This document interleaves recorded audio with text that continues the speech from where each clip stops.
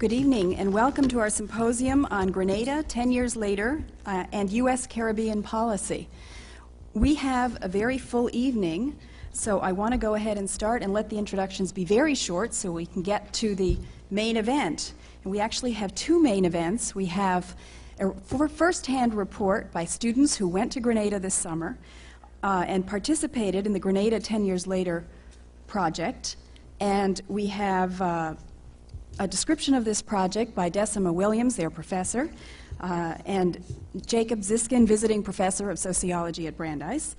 And we also have a lot of people. After that, the students wanted to showcase and expand upon their experience by inviting Noam Chomsky from MIT to engage in a dialogue with Decima Williams about U.S. Caribbean policy. So let's get going.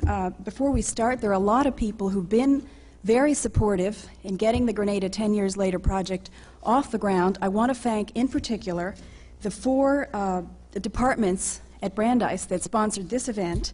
That is African and Afro-American Studies, Latin American Studies, the RAB School of Summer Special and Continuing Studies, and the Sociology Department. And to give you a little bit more information on the Grenada 10 years later project, let me turn the podium over to Daniel Terrace, Assistant Provost of the RAB School. Dan?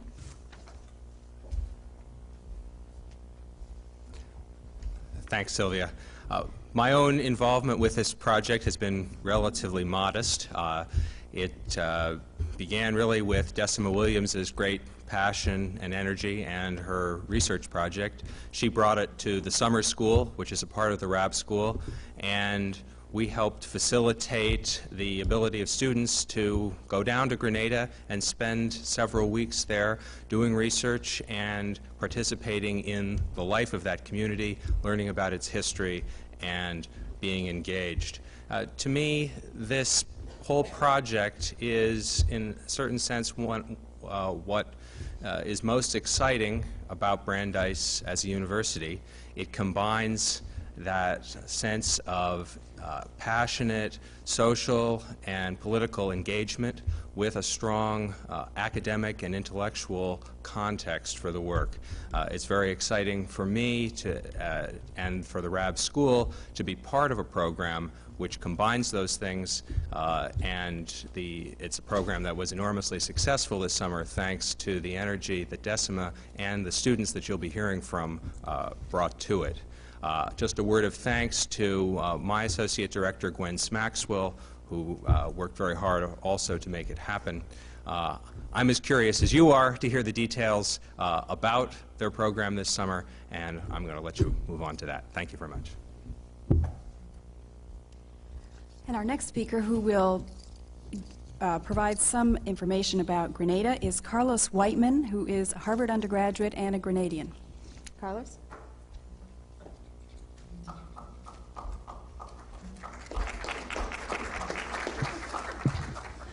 This will be brief, and it is designed to look back at the revolution, look back at the revolutionary leaders, and sort of get a sense and a feel for what the revolution was all about. It has been 10 years since the dissolution of the Grenada Revolution, 10 years since the murder of the revolutionary leaders, particularly the Prime Minister Maurice Bishop and the other revolutionary leaders. I'd like to read a quote by Maurice Bishop. "There are those who believe that you cannot have a democracy unless there is a situation in which every 5 years, and for 5 seconds in those 5 years, the people are allowed to put an X next to some candidate's name. And for those 5 seconds in those 5 years, they become Democrats. And for the remainder of the time, they return to being non-people, without any right to say anything to their government, without any right to be involved in running their country.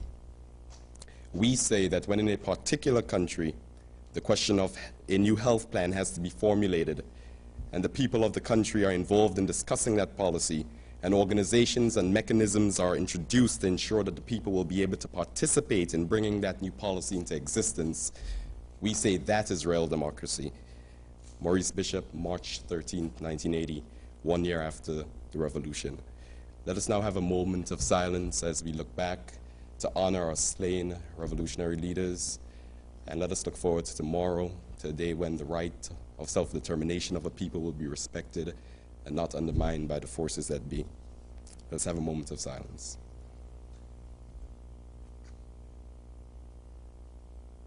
Thank you.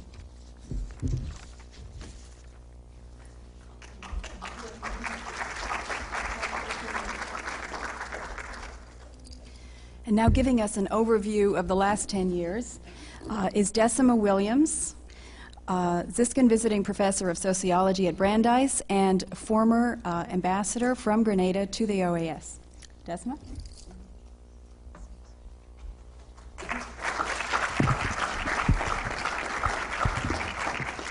Either the praying Catholic or the diplomat in me made me stand. Not sure which it was. Good evening, everyone. Thank you all for coming. And I want to thank Sylvia Rome for her role in moderating the program this evening. Thank you all for coming. The Grenada 10 Years Later project has to be started in the context of Grenada. And I'll first talk a bit about Grenada and then a bit about the project. The island that we call Grenada is it has both a single and a collective identity. It's known by many different names. Its first name that we remember Grenada by is called Camahone. And that's the name that our first Grenadians called our country before the advent of Columbus. It was a country very much part of the large Caribbean archipelago, where Arawaks, Caribs, and Sibonese people roamed the region in a fleet of naval canoes. And on the arrival of Columbus, it took another 100 more years before European presence would be established on the island. From 1498 until 1650, these fierce Caribbean nationals prevented European settlement until 1650.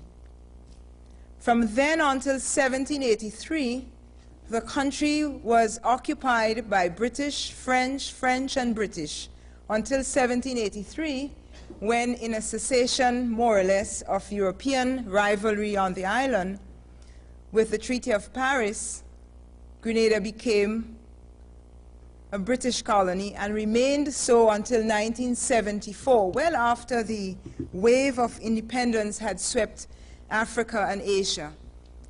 In fact, up until now, there are many English-speaking colonies in the Caribbean. The first wave of independence came in the early 60s with Jamaica and Guyana and Barbados and Trinidad and Tobago. And the second wave came in the late 70s. And the third wave actually is ongoing, starting in 1981 with St. Kitts and many other territories still under colonial rule. The 1780s and 1790s were a very fervent organizing period in the history of Grenada. The most important date is the period of 1795 to 1796, when we had our first revolution. For a year and a half, a very strong-willed mulatto man by the name of Julian Fedon liberated the country from British slavery and colonial rule. Fedon occupied the entire island, except St. George's, where the small administrative corps of British maintained a presence and continued to try to keep control. It took external intervention to overthrow that freedom movement. The British sent reinforcements from other countries, but particularly from Barbados. And with a combined assault, Grenada was recaptured, slavery was reinstituted, and Grenada returned to what was then the normal pattern in the Caribbean, a colony organized according to plantation system and colonial rule. But if we jump ahead from 1795 to 1804, many of the leadership of this popular first successful slave revolt in the Caribbean, many of them were hanged, others were deported. And a fellow by the name of Henry Christophe was deported to Haiti, where he participated in the first standing successful republic of former slaves with the Haitian Revolution of 1804. Of course, with its reoccupation, Grenada languished under slavery until the 1830s, when slavery was abolished and a large peasantry arose. What developed then, as documented by several studies, including M.G. Smith's study on social stratification in Grenada, is a folk which was, according to him, well over 80% of the population, and an elite, about 7%, and a small, developing mulatto and East Indian community in between. The country by then was organized principally as an agricultural exporting economy. And it has remained that, with fishing and crafts and now, of course, tourism as other social and economic activity. The early 20th century Grenada saw that country become part and parcel of West Indian society. As I said earlier on, the mobilization against slavery, that spirit of rebellion and the search for autonomy and justice and freedom hit the Caribbean full force in the 1930s. And many studies, the British in particular, in an alliance with the American, organized the Anglo-American Commission to understand what the problem was. The problem was a crisis in social development. The withdrawal of monopolies, the withdrawal of preferential treatment for West Indian sugar, these had sparked a social revolt in the islands. Grenada played its part, given to the Caribbean movement a number of very well-known and prominent figures, including Albert Marichaux, who, in his advocacy for one West Indian society, one federated West Indian, as he said, became known as the father of the federation. A federation which was actually formed in 1958, only to collapse in 1962 when Jamaica, in its first referendum on the subject, voted for independence. And the famous equation of 10 islands under West Indian British Federation, when one pulled out, the saying said 1 from 10 leaves 0. And the federation collapsed. And those who had ambitions for an integrated region would have to wait for a whole generation to pass. The rebellion that had swept the region was a bit slow in coming to Grenada in the 1930s. It didn't arrive until the 1950s, and in 1951, a full-scale revolt erupted in the country again, 150 years later. And this time, as in the first time, it was based in the rural area among those who were most socially or economically disenfranchised. And it was led this time by a rural son of the soil, a fellow who had, as had been the practice in that period, migrated to more prosperous regions. Grenadians and others went to build the Panama Canal at the turn of the century, went to cut sugar in Cuba, went to dig gold in Guyana, went to work in the oil industry in Trinidad and in Aruba. Eric Gary was one of those returning immigrants who came to the helm of the popular movement for increases in wages and for social rights. And the 1951 Grenada National Democratic Uprising, as some of the literature refers to it, brought forth some of the rights that had been denied the society as a whole. Full adult suffrage was granted in 1951. Wages were increased by about 50%, and we are talking about very minimum wage here.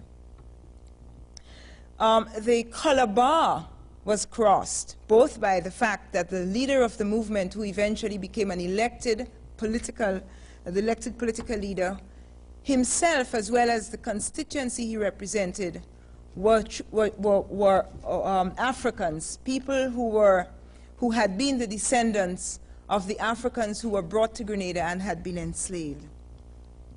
But Eric Gairy lost his way, lost his nationalist, populist, pro-people's initiative.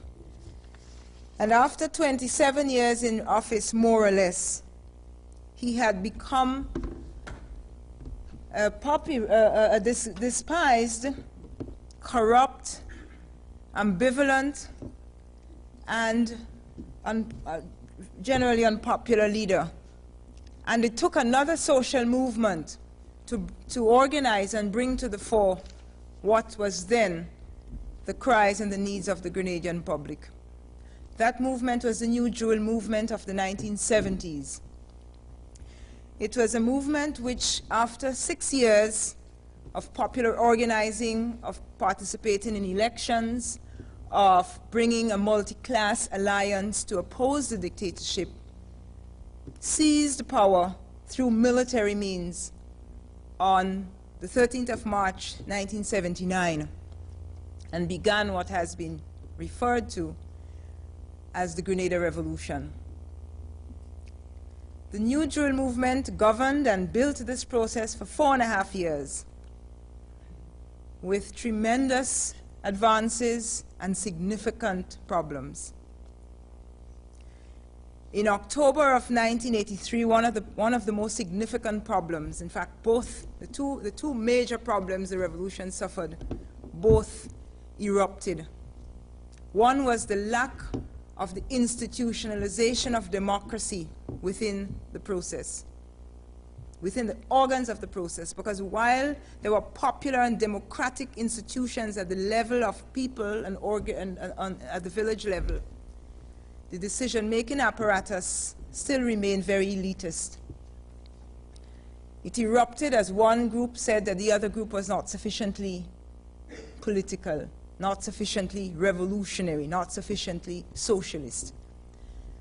And what resulted was a fratricide, as I call it. One group of revolutionaries massacring the other group, throwing the country into complete trauma, disarray, and pain. The symbol of the revolution, the fellow that the people had come to trust and to love and to follow his direction, was assassinated, Maurice Bishop. I think we have a slide of him somewhere. And the army governed in alliance with some factions of the party. 6 days later, Washington, under the leadership of President Reagan, which had always opposed the process in varying degrees between the Carter and the Republican administrations,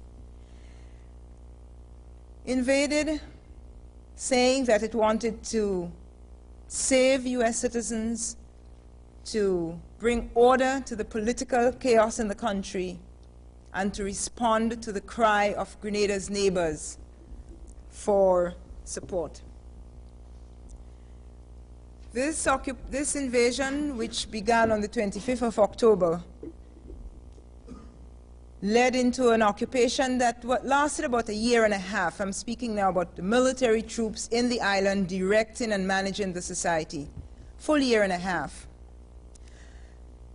And over the last 10 years, the effect of all of this has been to leave the country caught between perhaps 3 major currents.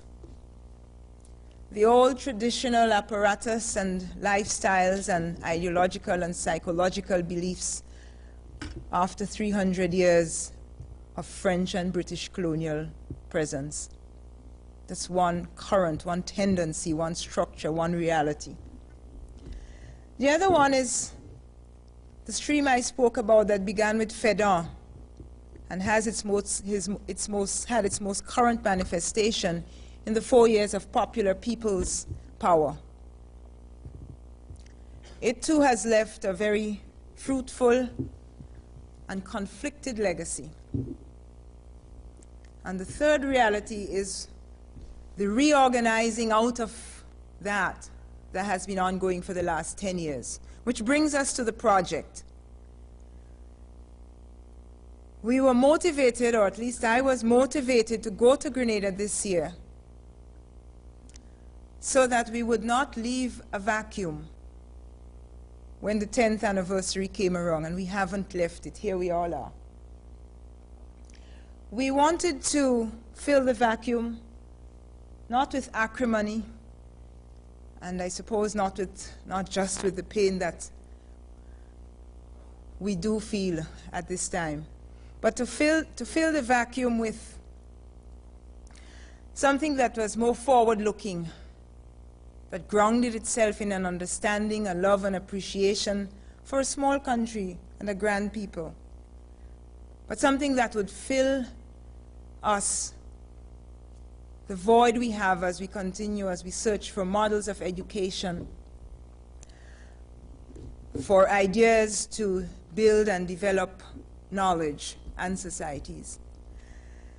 And so I believe that that something interesting had happened in Grenada that shouldn't be forgotten, because it held lessons.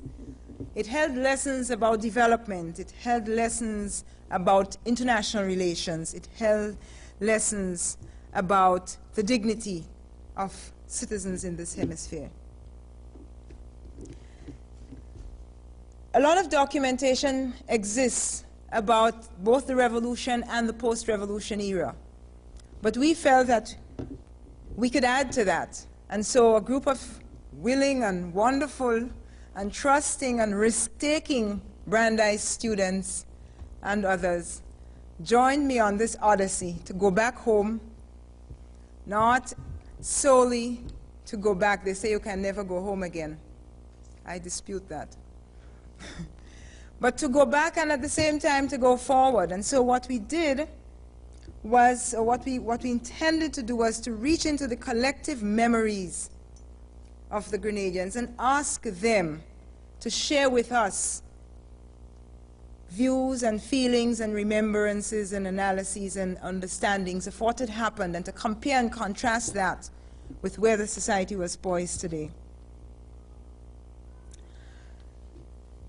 It was a dialogue we were trying to engage in. And our methodology, very simply, was a qualitative participant observer one. And the classic works on Grenada have used some of these. As I mentioned earlier on, M.G. Smith's Social Stratification in Grenada, which was published in 1965. He stayed a year and a half and he engaged himself in a series of interviews. Archie Singham's text simultaneously. Time is up. Okay. So we were drawing on the best scholarship that had been done on Grenada before, because we wanted to sort of fall squarely in that, and we used some of that historical understanding of how to study a society, a particular post-colonial society with a particular history, a particular legacy that we wanted to tap into. And so our elements were 4 or 5. First of all, there was a background reading, like all good summer courses. You had to prepare a big package then of readings. And I'm not going to say who read and who didn't read before we went. But that part of the academic exercise was put out. Secondly, we had a series of presentations. We had, in the 6 weeks that we stayed in Grenada, we had a total of 13 different persons present. From community activists, Grenadians with PhDs who had worked overseas, Grenadians who were taught in the high schools, just a wide array of those who had served in the interim council. Our third method was to conduct interviews, both arranged and spontaneous. Our fifth method was to to establish a conversation. And one of the wonderful conversations we had was to report back to the people and get their responses from them. And we kept a number of personal journals, and you might be well advised to see whose personal journals you can get to read. I want to close, Sylvia. I know I'm extremely slow and late, and I want to close by just saying to you very quickly, I think the video is on, for what were the responses of the Grenadians? Because we approached this as a collaborative effort, as joint learning, as sharing, and there's about 2.5 minutes of video in which you will see what 3 Grenadians said. You can start rolling. The last one was a member of our delegation, and it's important that the first 2 are educators, and they responded as educators. But I think an important thing happened, which was that even from the young generation, somebody who was from outside, a young Grenadian, even she learned something, and I'm not sure that we expected that kind of learning to go on. So I end with the three views. They're very short. Thank you very much.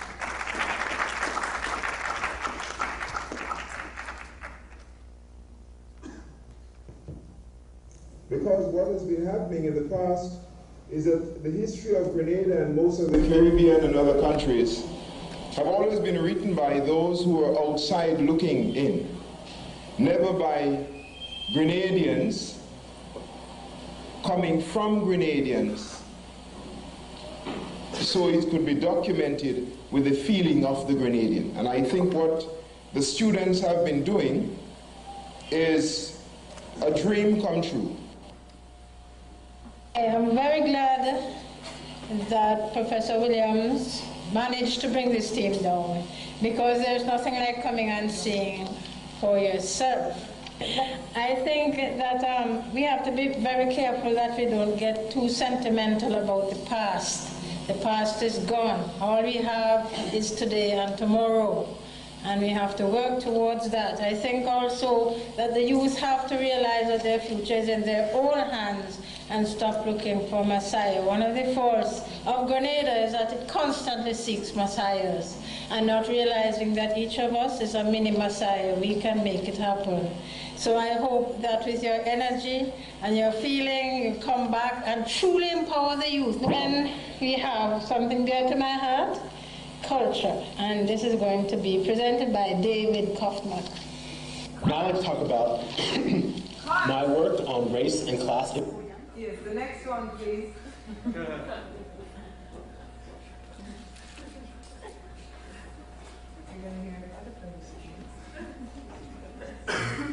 The last one is a young student, and we'll get her. Thank you.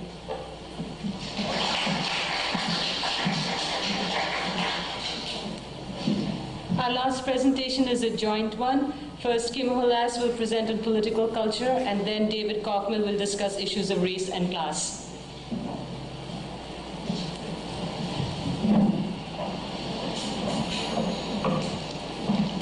Good evening, and thank you for coming.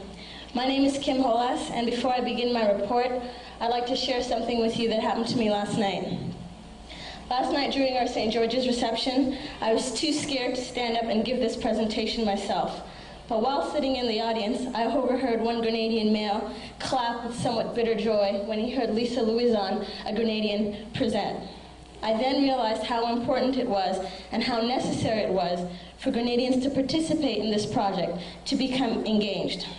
I'm presenting tonight because I feel I have a responsibility to my Grenadian heritage, to my parents and to my grandmother who's here tonight, as well as to myself. So here I am, I'm still scared, but I'm doing it. If my voice shakes, it's because I'm scared. Grenadian political culture is one that is varied. At different times during history, it has expressed itself in different ways, through disengagement, inward gate.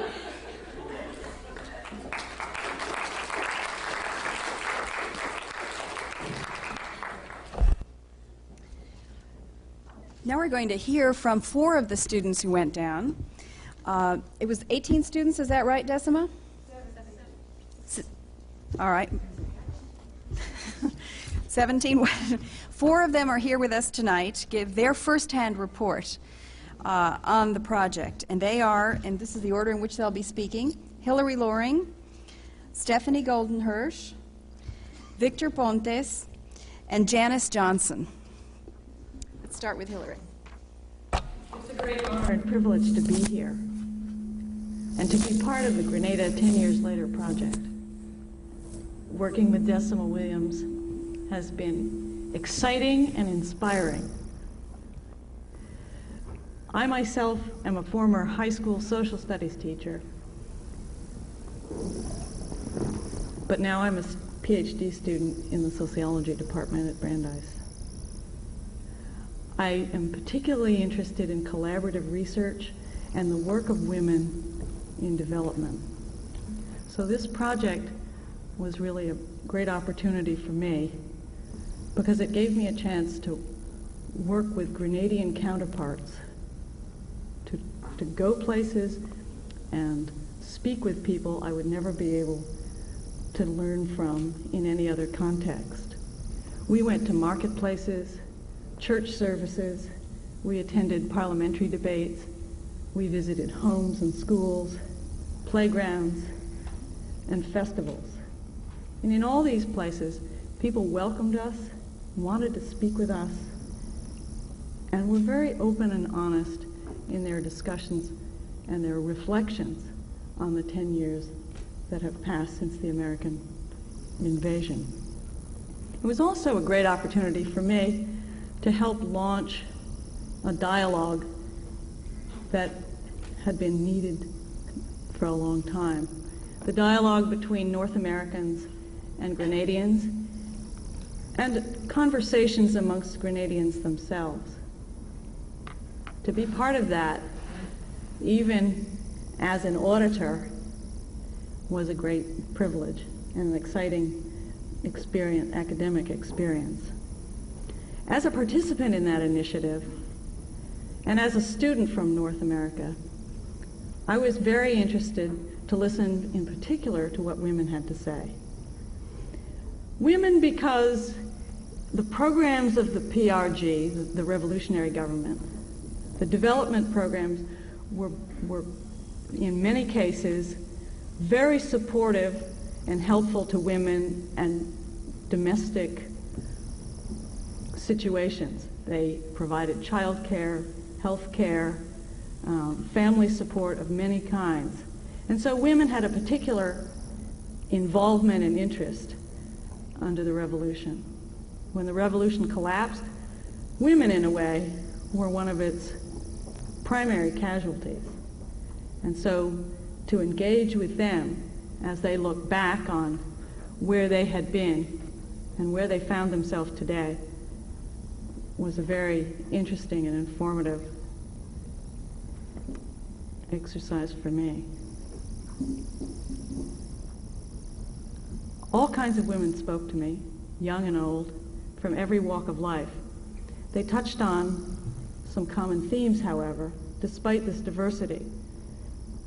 One of the themes that you heard Professor Williams mention was the trust that came to be among people during the revolution, the looking out for each other, which women feel now is gone. They feel anxiety and fear. Some of them have been subject to harassment when they have sought to join a labor union or to seek advancement at work. One young lady talked about how her family burned her books because they were so afraid that if it were known there were books in the house, somebody would burn the house down. Another theme that emerged was the sense of participation they had enjoyed. They felt commitment from the government under the revolution, and they felt committed to the process of government and civic activism. They contrasted that with how disenfranchised they felt now. The politics did not reflect their interest. It wasn't interested in people or programs that supported people, and they missed it very much. They felt isolated and unable to talk to each other. The third theme I want to touch on is the theme that you heard the speaker the director of Marishow in the video house, Marishow House in the video, talk about the leadership, the Grenadians looking for a Messiah. Under Morris Bishop's leadership, there was a vision articulated for people of their future and of what Grenada could be. There's a distinct lack among women of any sense of leadership now, or any sense of where Grenada is headed. The desire for an identity is still there, and they talked about this. But instead of looking for a Messiah, I think more and more my sense is that women are the missing piece on the scene in Grenada today. Their participation in activism is missing. And if they look to themselves and become involved again, Grenada, they will have a major role to play in Grenada's transformation.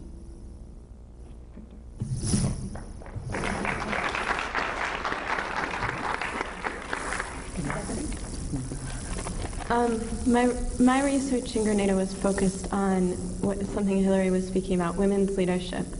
Part of the reason I chose that topic, that theme, is that I find it inspiring. I always wanted to be the first woman president until I understood what assassination meant. After spending my time doing that research, I seem to be refocusing my academic career around that research, which has made it even more inspirational to me, and I'm seeing it more and more as something that I'm going to continue researching. The comments of women with whom I spoke with in Grenada, as well as from scholars in women's studies and in leadership as a field, are indicative of one very important issue, and it's something that Hillary also mentioned. In order for women to be leaders, there must be women leaders. There has to be somewhere to start, but the picture of a leader must be changed to include anyone, to include someone of any gender and of any race. The influence of having a woman as a leader is what is going to help. Before the People's Revolutionary Government, women leaders were negligible in Grenada. However, during the PRG, there were some women leaders. Jacqueline Kraft was the first woman in the Grenadian parliament, and she noted that the deliberate efforts by the PRG, which is predominantly male, to involve women at all levels of production and defense was a very important aspect of the government. And Maurice Bishop, the Prime Minister, praised women for the growth of their self-respect and dignity, in their self-confidence, in their ability to express themselves. Now, rhetoric or not, the comments that they made helped, because women leaders in Grenada today still credit the revolution for showing them what women can do. Winifred Strawn, who is the leader of the opposition, has a very interesting vantage point. She did not get into politics until 15 years after she had retired. And her comment to me was that she saw her female students become leaders during the revolution, and she discovered what women can do through the eyes of her students. Along with what started these women on paths of leadership, we discussed their experiences as women leaders, whether these women feel their leadership style is different because they are female rather than male, and also the reactions of the community for which they lead, their constituents and the people that they work with, their colleagues as well. By virtue of the experiences of women, most of the women that I spoke with do believe that their leadership styles are different. One woman said that she has a more hands-on, one-to-one approach to people. A male counterpart she feels would end up being a desk manager. She says, my female side has given me a practical approach and an ability to cope. Now, by her female side, she's not talking about genetics. Rather, she's talking about the experience that women have. One of the references was to being a mother and raising a family, especially in Grenada, which is a very interesting society in that it is both matriarchal and paradoxically also very sexist at the same time.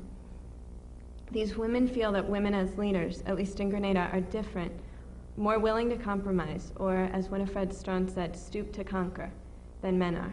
She says that men have not been taught that, but have been taught to fight instead. In many ways, these feelings have been perpetuated by the men they work with, by their colleagues. One very extreme example almost brought the Grenadian government to a standstill. In January of 1992, the Women's Steering Committee went to the Minister of Works, Communications, and Women's Affairs, Joan Purcell, with very serious health concerns. There was only one obstetrician on the island of Grenada, and he had passed away. He was replaced by a doctor who was alleged to be on drugs and have AIDS.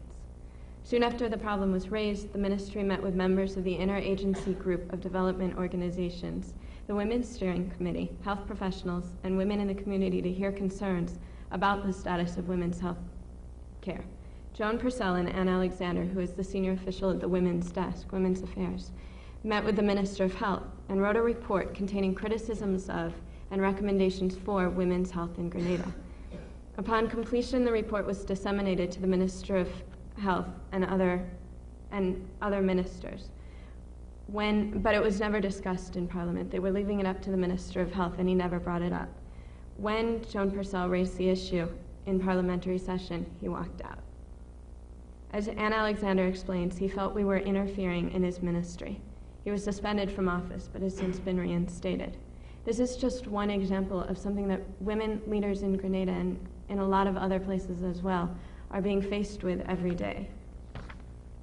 A few of the women noted that a woman is allowed to rise as long as you don't threaten, because Grenadian men always see men as a leader and don't take it kindly when a woman is in that role. Women in leadership positions may pose a threat to the stereotype-minded male, but these women also serve as a strong role as models, teachers, and agents for change. Just as Winifred Strawn was empowered by seeing her male students become leaders, young women and girls, and certainly I, gained perspective from the leading women of 1993 Grenada. In seeing these women, it is possible to realize that women can be leaders and that gender is not an issue when it comes to leadership. The women who have taken leadership roles 10 years after the revolution are indeed exceptional. They must fight great odds to acquire and maintain their influence and positions. But without other women coming forward, as Joan Purcell sadly stated, I can't do it alone. We need a brand new vision. Winifred Strawn provided her version of that vision for young women and girls in Grenada today. They must have a lot of faith in God and faith in themselves that they can do things. They must always feel themselves equal to men and not inferior. Aim high and always feel that they can achieve the same educational standard as men. They must see men as co-partners. When asked how the men of Grenada will react and when women take her advice, Ms. Strawn let her cynicism show. She said, but they must do it in a nice, sweet way, because that is the only way it will be taken. What this project meant to me in a lot of ways was, first of all, inspirational, as I said before. But outside of the issue of what I specifically researched, it made me have a different take on world relations. I had never been offended by the use of the phrase third world country until I went to Grenada and really began to question which is the third world and which is the first world. Grenada, during the PRG, the phrase was to go forward ever and backward never. And Grenada has the opportunity to do that. There needs to be some development. It is a developing country. There need to be more women leaders, as they do in many other countries. But Grenada can go forward ever. In the United States, in the first world, in industrialized countries, we have a bigger problem. We've gone forward for a long time, and now we have to figure out a way to plant trees in concrete. Thank you.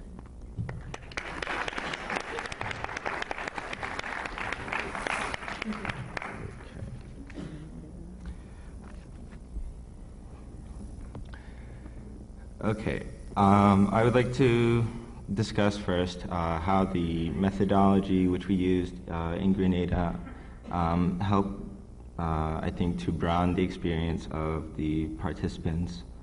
As Desmond Williams already spoke about, the qualitative methodology was based on immersion into the Grenadian community as much as possible.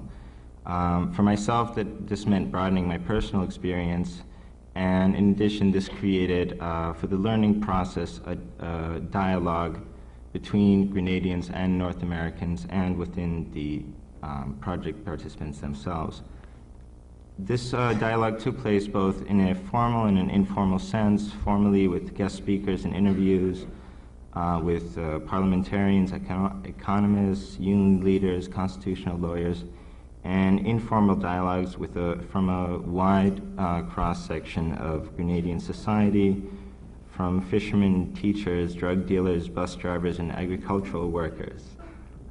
I believe this helped to allow the participants to have a greater idea of the popular perceptions of social and political events and how they have impacted individuals and their society. My focus of study in Grenada was politics and popular perceptions of the politics of the previous three political eras.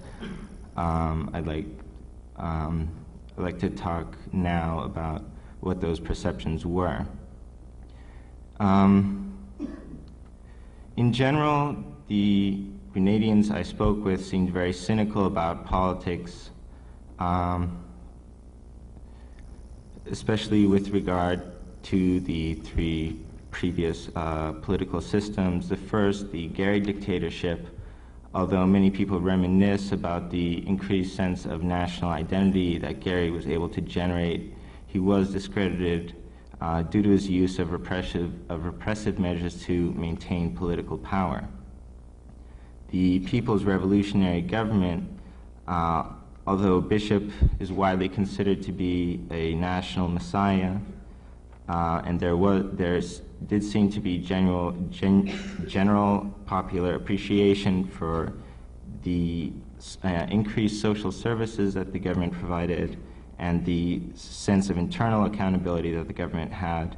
There's some criticism of the government's use of heavy manners, which is repression of its political opposition, the increased militarism of society, and in general there's a feeling of betrayal that the PRG had a hidden agenda. However, most of this does not affect the perception of Bishop as a national hero. The current government is also was also widely seen as ineffective, based largely on the fact that U.S. and international aid agencies did not give the government the funds it led the constituents to believe would be available. In conclusion, the current government itself is aware of the many social and economic problems that Grenada faces, yet lacks the means, the will, and/or the popular support necessary to come up with dynamic solutions to these problems. The political environment no longer seems to encourage alternate approaches to solving these pressing problems.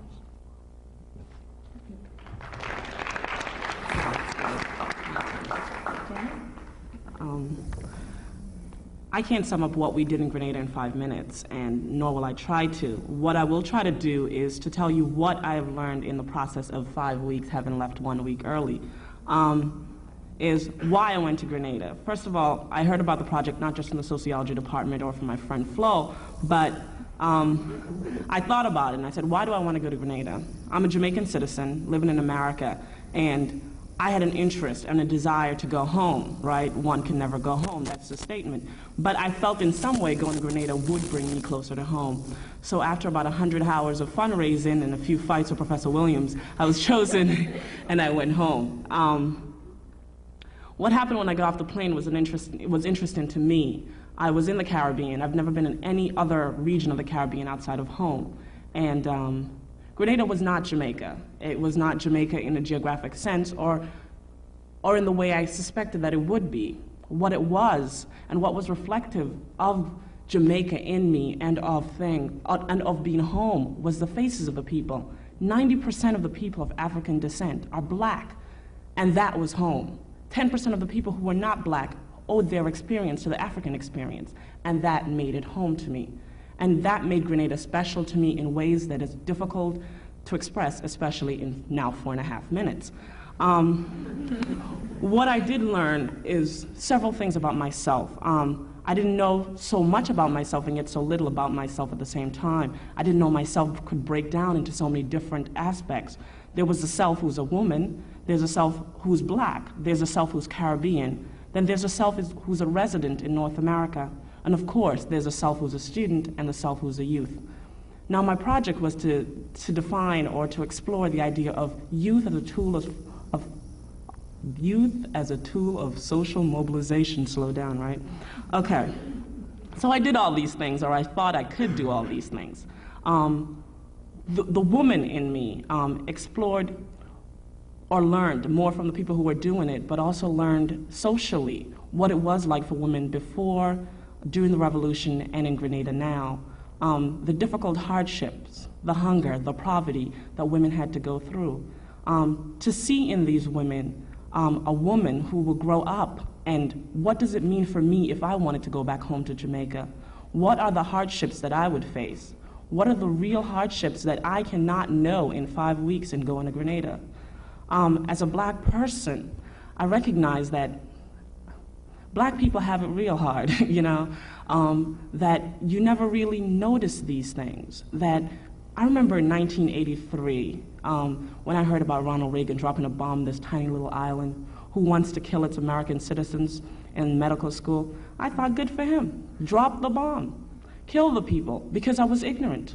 And it's ignorance that affects me without me knowing. As a black person, I permitted or I allowed in some aspect of my life the death of other black people without knowing. And being in Grenada made me a little less ignorant. As a Caribbean, I recognized or I learned more about what it means to be a part of the Caribbean community. What were the impacts of that CARICOM, the Caribbean community, had on what happened to Grenada? You know, how many countries supported the efforts that Morris Bishop, along with Fidel Castro, tried to do for the Grenadian community? How many people in the Caribbean community really knew the fundamental changes that were occurring there? And I was ignorant. As a resident in North America, I realized that being here has its implications, both social, political, economic. My money is being spent here. How much money do I send back home? My social life revolves around what I now call a Jamaican. I'm a Jamaican absorbed with American ideals and ideology. What did that mean, going to Grenada? How many people on the street could see that in my face, in my dress, in my speech? Those things were the things that I could not put a hold on. But after having left Grenada some 2 months later, I can really see these things. As a student, how much reading, how much of the history did I know? A famous person once said, if you do not know your history, you don't know where you're going to, and you certainly don't know where you're coming from. I've never heard of T.A. Marichaud until I stepped foot on that tiny little island. I had never even heard of Fidon. What was Morris Bishop all about? Why did even the average person who was illiterate knew this one word, charismatic? That's not a typical word, that's an SAT word right there. But everyone knew what a charismatic leader was. Everyone knew who he was. As a youth, 65% of the population is under 21 and have made significant strides in their lives. 7,000 people were part of a national youth organization. What organization have I been a part of? What fundamental changes have I made in my life? And those were the things I learned in Grenada. What does this mean for me now that I've told you all these wonderful things about Grenada? What I realize is that I have to step back in some way and contribute some tremendous effort to the fact that blacks, whether it is black in North America, South America, blacks worldwide must recognize and understand the impact of being black. And that is what I learned in Grenada, that what happens to blacks in Grenada is reflective of what happens to black in the middle of Boston, in the middle of Dorchester. There is an economic congruence, there's a social congruence, and we need to know those things. If we don't know those things, then we are somehow disjointed, not linked to what our history and our people are doing, what is happening to them. That we must become a part of the revolutionary process that Morris Bishop spoke of, that Fidel Castro strides for. We must learn what it means to free ourselves of social, economic, and political imperialism. That's what I learned in Grenada. I learned what the structural adjustment program meant and what the implications are. What does the IMF have to do with my life? You know, I never knew what that was before. Why is a structural adjustment program imposed on Grenada if it's been shown historically that it does not work? And I think if anything that I've left for Grenada, other than the learning and understanding that forward ever and backward never, is that one must learn and one must question.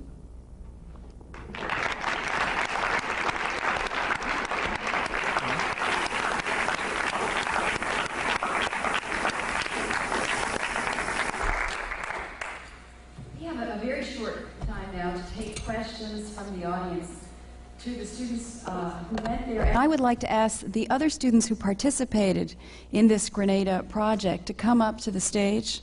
Is that what all these notes were about, Decima? And be here to answer questions and be here for the group picture, I guess. So if you could come up. And we would like to ask anyone who'd like to ask a question to please stand up and come somewhere into the aisle so that we can all hear it, and so that the radio can pick this up.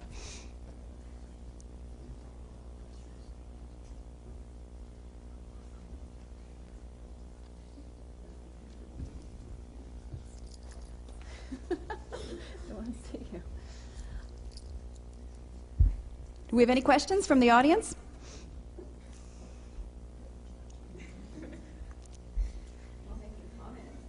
Please do. In my travels around the world, I found that women impressed me more than men. Went down to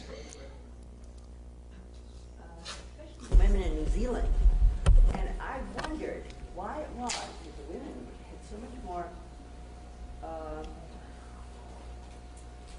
enthusiasm. That's not the exact word I'm trying to think of. But I'm wondering if any of you could put your finger on why it is that the women are so much stronger than men. In Grenada, let's restrict this to Grenada. Was that your experience?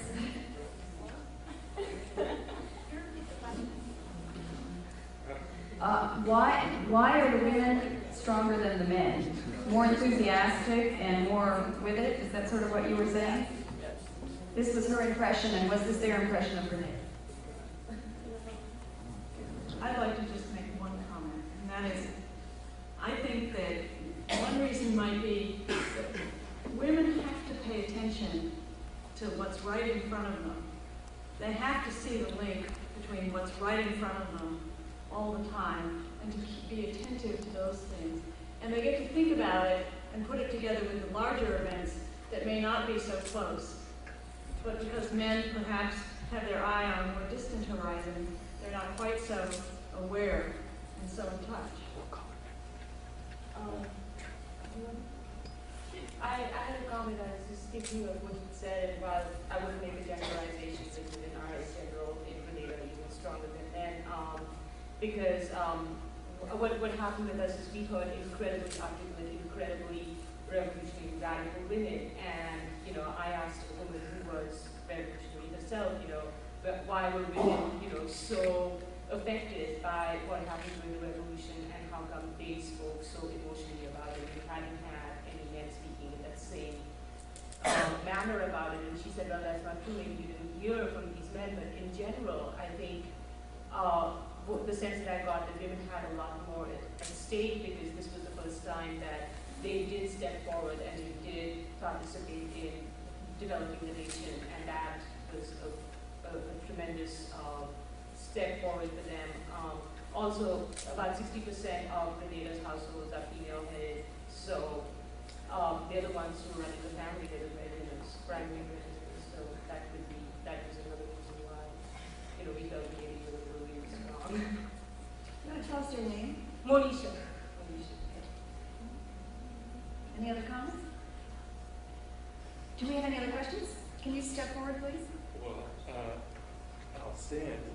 I must say, I'm a little bit offended by the tone of a couple of the comments. As a man, I find, just sitting here listening, I just get a feeling of being offended. And I would like to hear, I personally, I think it's great to hear about and to talk about and to focus on the issues and the concerns of and the strength and the activity of women I don't like it when it sounds like it's a put down or when it diminishes men. And I would be interested to hear. I mean, I would strike. I mean, it would be more natural these days to hear a female speaker talk about women, women, women, women, women, and I didn't hear the men on the panel talk about men. And I think that would probably be a lot less acceptable these days. And well, I guess what I'm getting at is, aside from in addition to expressing my feeling, is I'd like to hear about, rather than this sort of categorical statements about women versus men, as it sounds to me, or about men or about women, I'd like to hear maybe a little bit from the man on the panel about men. As you experienced them in Grenada. Do you want to respond quickly, and then maybe we should move on to the next part of the program? Well, I'm not sure exactly what you're asking. What specifically do you want to hear? Well, how did you find the men in Grenada?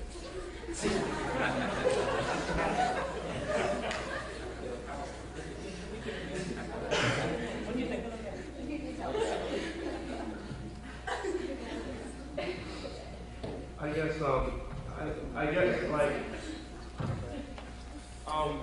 I would assume, well, since I'm not assuming, I just got here, so that's one of the reasons why I didn't speak up on the panel. But I think one of the main reasons we can have a discussion on men in Grenada is mostly because each of us chose topics before we went to Grenada on different aspects of the of Grenada culture and of Grenada socio-political life, and none of the men chose to study men. Like I chose and Victor chose to be political science, and we focused on that issue. I guess it just never occurred to me to really focus on men in Grenada, but there's probably more will be discussed about all of Grenada in the next section. And so you can probably generalize and talk about Grenada and talk about the men too. So. Could you tell us your name, please? My name is Dietrich Dunbar, and I'm from Williams College.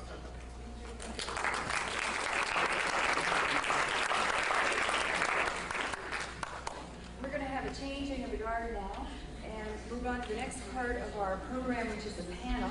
I thank the students very much.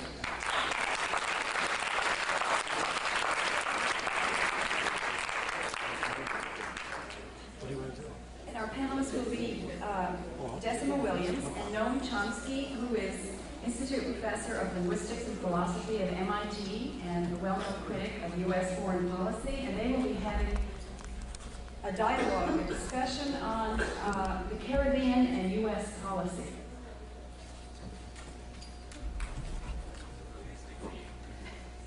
When the traffic jam in the aisles has cleared. Let's do it now. Madam, I had a question for Decima Williams, but I can wait.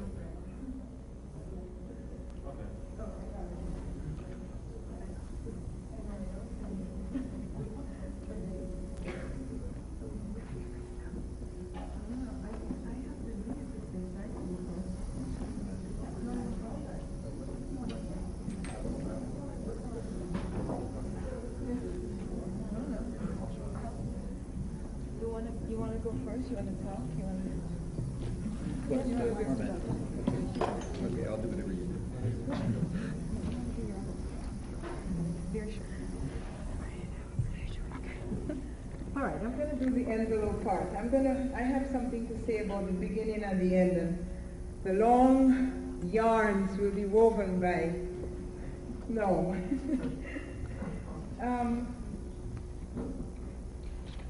I'd like to get into this previous discussion, but I think that the dialogue has started, and I'll leave it there. I want to really, before I go further, thank all the students who went, thank their parents publicly, thank Dan Terrace in particular, and thank the provost and the dean who said, yes, this is a good idea. If you speak to Dan Terrace, he'll help you get it together. Gwen Smaxwell, I want to thank all those who gave little money, like a few cents out of their pockets when they were sort of accosted in the Student Center, and I want to thank those who sent in $1,000 checks because they felt passionate about Grenada, and those who gave several $1,000s because they felt passionate about student education of this kind. We raised about $23,000 just in a very short period of time. We got interest, we got support.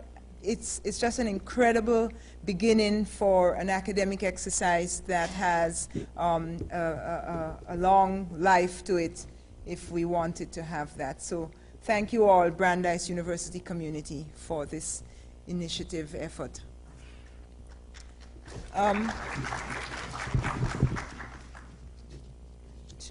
The panel on Grenada and in U.S. Caribbean policy, as I said, I think I want to say two things. I want to say essentially that the Caribbean region is a region that is caught up in international relations. Its birth as a modern region is in many ways very much that.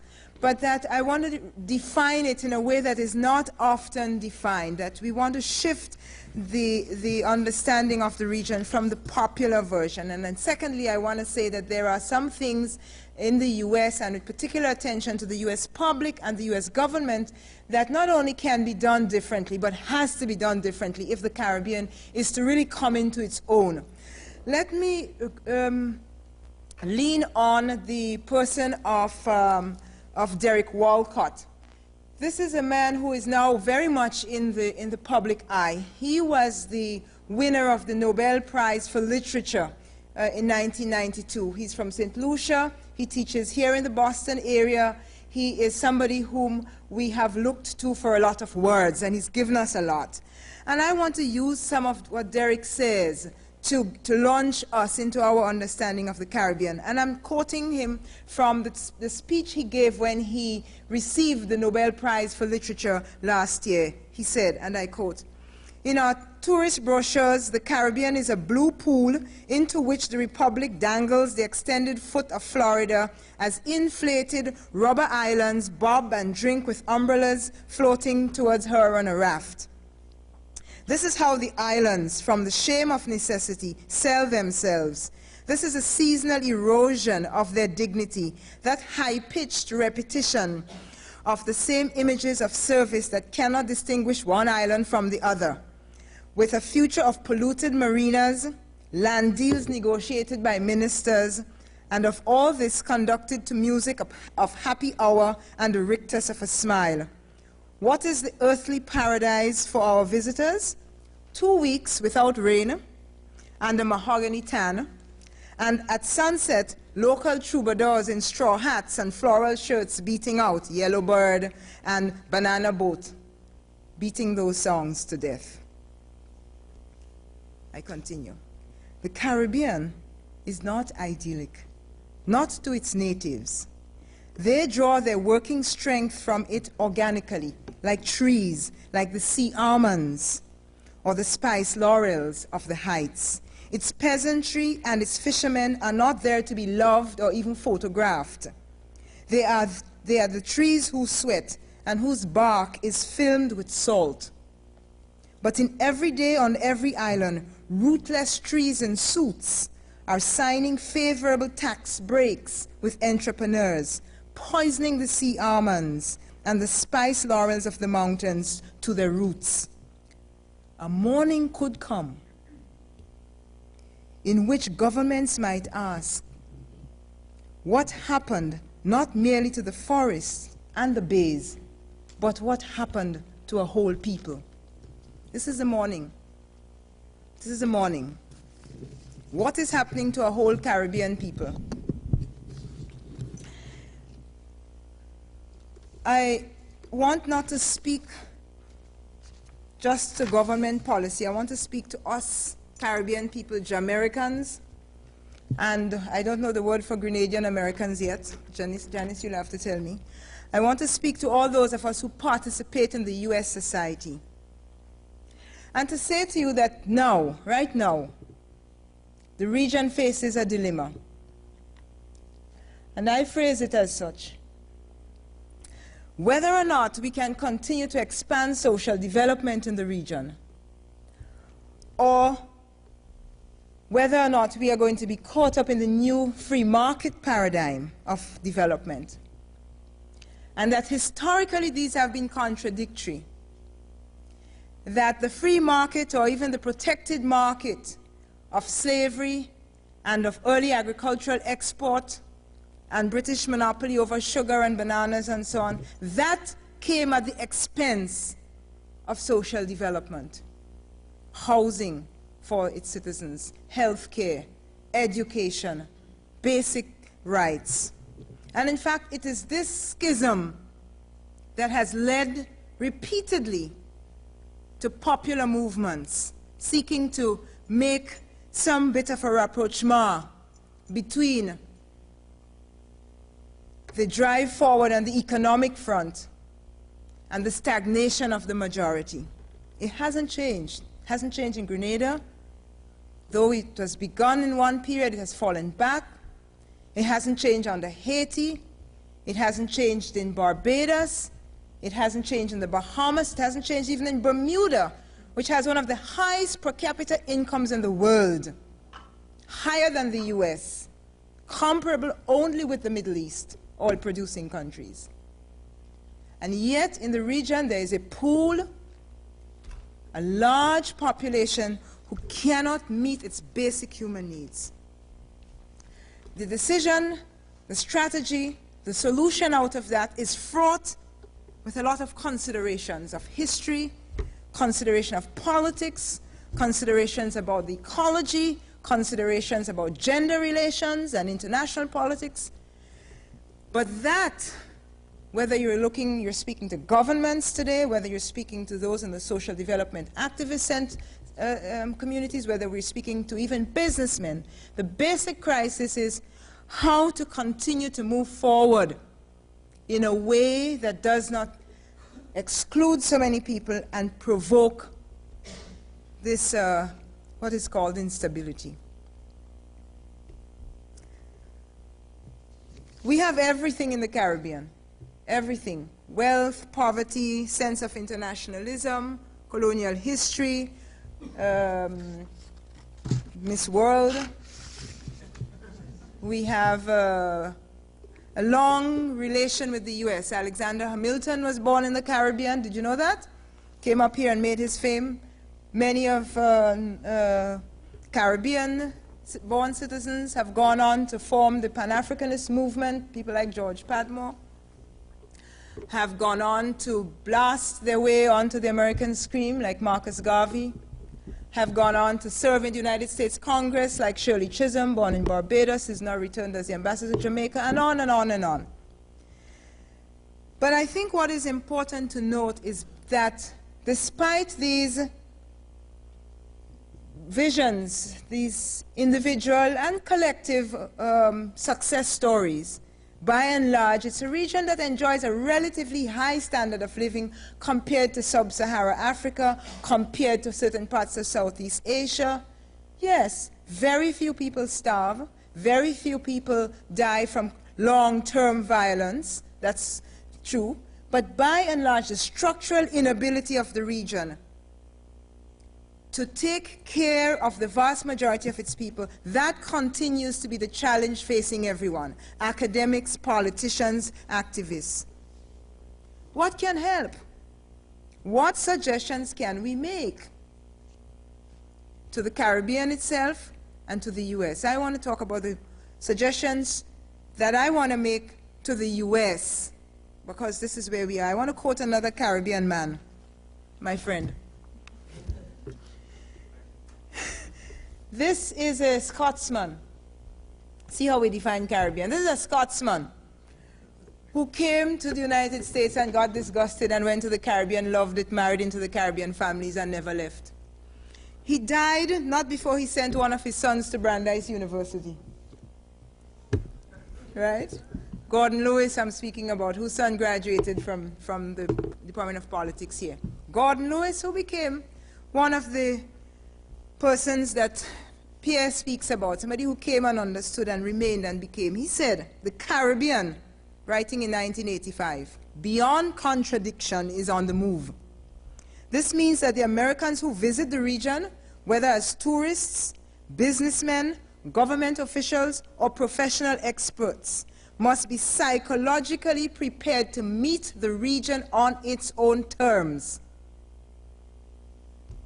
They cannot come as conquerors or culture carriers or experts with a quick fix. Granted the right attitude, they will find a ready response from the Caribbean, for Antillians share many of the American traits, and he didn't mean North Americans, he meant the whole American continent. They are warm, gregarious, outgoing, curious to learn, and eager to adapt, but they are fiercely independent.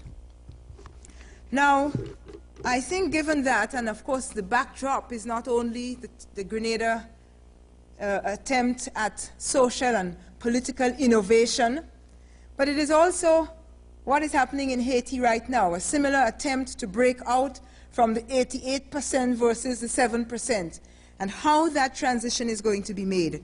And if it is going to be made in a timely fashion so that the whole process doesn't get set back, so that you have 2,000–3,000 people who are massacred, you have the best educated and thinking people, not necessarily in foreign academies, but the most committed individuals sent underground, killed, sent into exile, and the leadership of that society has to be reborn again.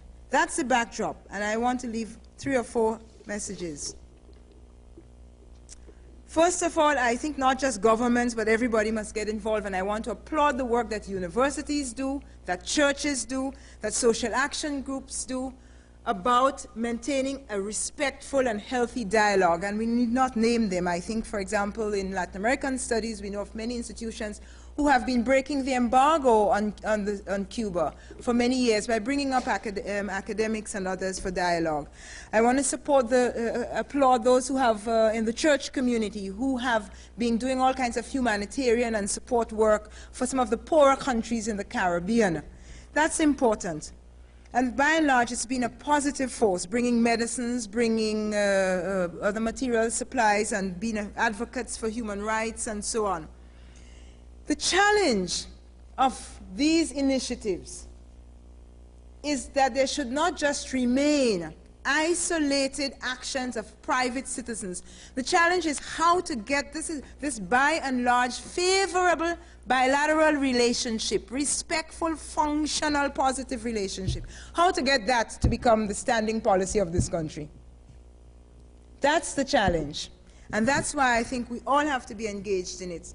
And it's a challenge that we have to think about as we look at the unfolding, I hope, and Noam will tell us whether or not it is not just an unfolding but a departure in the policies and politics between President Clinton's administration and the struggle that is unfolding in Haiti.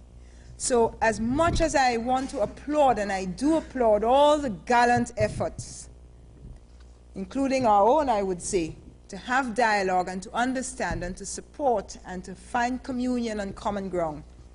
What continues to happen in the field of trade, politics, diplomacy, international sporting and cultural exchanges is essentially not just an asymmetrical relationship because you are bigger, you are richer, you are more powerful, but an unfair and unjust and dysfunctional relationship that renders the region unable to satisfy its potential, unable to meet the mandates of its population.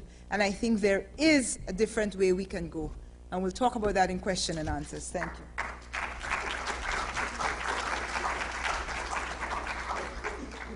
Noam Chomsky.